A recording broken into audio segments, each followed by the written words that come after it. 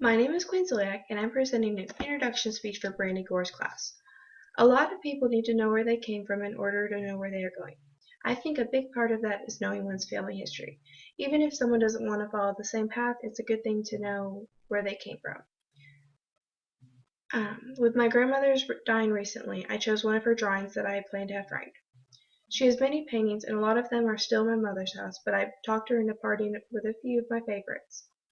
I found these just after she had gotten dementia, so I'm not quite sure of its history, but I just know she drew it and I loved it. My grandmother lived a good life. She was a very free-spirited person, and she was creative in every aspect of her life. She loved to draw in her spare time. She spent her whole life learning different techniques. Um, I may not be the best freehand artist, but I feel like I have a lot of creative aspects in my life. I love going thrift shopping and finding something that just needs a little tender loving care with maybe some spray paint and looks good as new. You'd be so surprised that something that looks so ugly can be so beautiful with just a little bit of paint. Um, I I think that a lot of my creativeness shows in different aspects. I picked up a pencil when I was younger and I've not stopped writing since.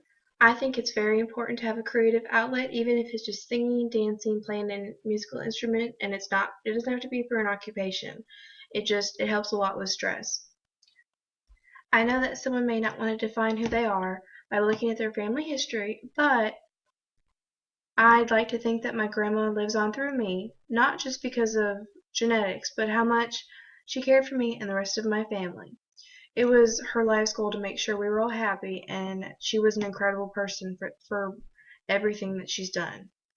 I'd like to think that her example made me a better person, and that because of her I can be an influential example for someone as she was for me. Thank you for your time.